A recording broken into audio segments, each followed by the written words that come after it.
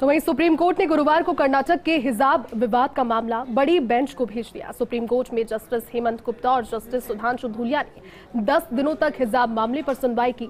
गुरुवार को जब फैसले की घड़ी आई तो दोनों जजों की राय अलग अलग नजर आई। हिजाब के मामले में सुप्रीम कोर्ट का फैसला तो आ गया, लेकिन दोनों ही जजेस की राय अलग अलग है और ऐसे में अब इस मामले की सुनवाई एक बड़ी बेंच करेगी।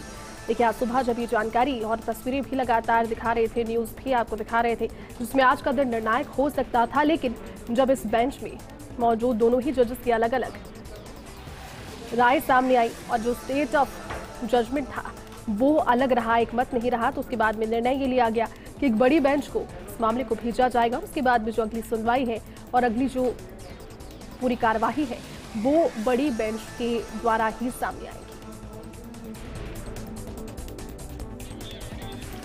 तो देखिए, शिक्षण संस्थाओं में हिजाब के बैन से जुड़ा हुआ मामला आपको ज्ञात होगा कि 10 दिन तक लगातार सुनवाई चली थी और उसके बाद 22 सितंबर को इस फैसले को सुरक्षित रखा गया था।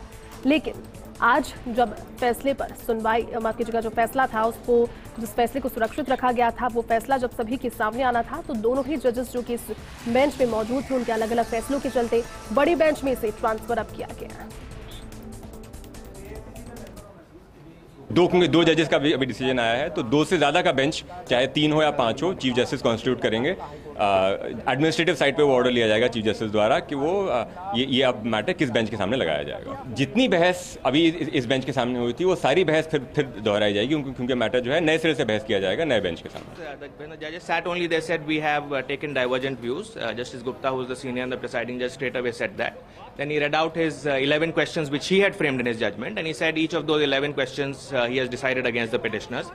And thereafter, Justice Dhulia effectively read out, or whatever, he didn't read out, but effectively told the court as to what his reasons were. And he said that what has weighed with him was the fact that girl education in this country is still a challenge, and a restriction such as this will only further that challenge. Therefore, to facilitate girl education, one needs to be accommodative. And he said that the right of a girl to wear headscarf when she is otherwise wearing the rest of the uniform is protected under Article 25(1) and 19(1)(a).